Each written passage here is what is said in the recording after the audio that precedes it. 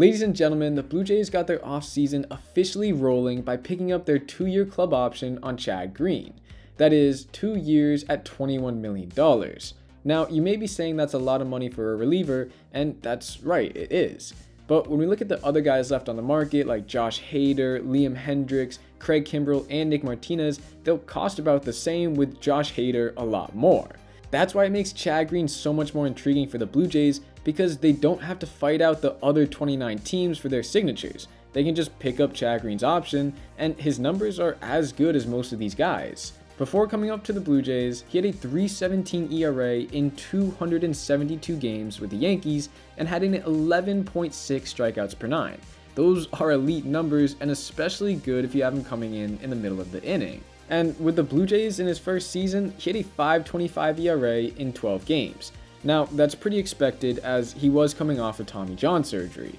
And if we look at his game log, he did much better in his final 11 appearances. Now, he still did have a 4.76 ERA, but his FIP at 2.64 shows that over the course of a full season, it's most likely going to go down. And his batting average against at 195 and OPS against at 559 also reinforced that. During this time, he also had 16 strikeouts, further proving that he can still strike out guys at an elite level after getting Tommy John surgery. Chad Greene will reinforce his bullpen that is most likely losing Jordan Hicks, and it'll make the bullpen look like this: Jordan Romano, Trevor Richards, Eric Swanson, Jimmy Garcia, Tim Meza, Genesis Cabrera, and then Chad Greene. Now, they may still go for one of these guys to fill the last spot in the bullpen, or they could go into the minor leagues, where they do have a few guys of interest, like Hagen Danner, who we did see for I think one appearance last season, Bowden Francis, who had a sub-2 ERA in about 35 innings last year,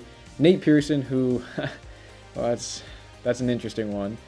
Always doing well in the minors, but whenever he comes to the majors, he just can't compete. I mean, he only has a fastball, and when that's not working, he gets lit up. And it was further proven this season, and I mean, the time is running out for him, and we even might see him get traded this offseason. Moving on, we do have Zach Pop, who, when he first came over, performed well at the majors, but since his first injury, everything has gone downhill.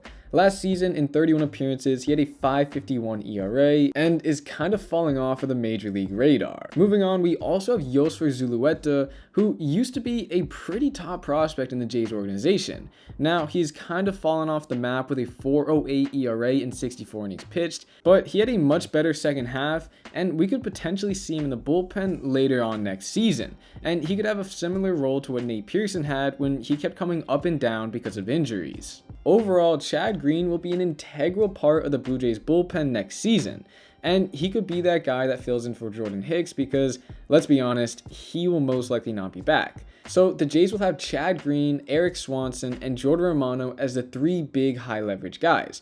That's not too bad, and could see them have one of the best bullpens in the league once again. But let me know what you guys think about Chad Greene getting picked up in the comments. And also, if you enjoyed, make sure to hit the like button and subscribe. It would help me out a lot, and I'd greatly appreciate it. Alright, I'll see you in the next one.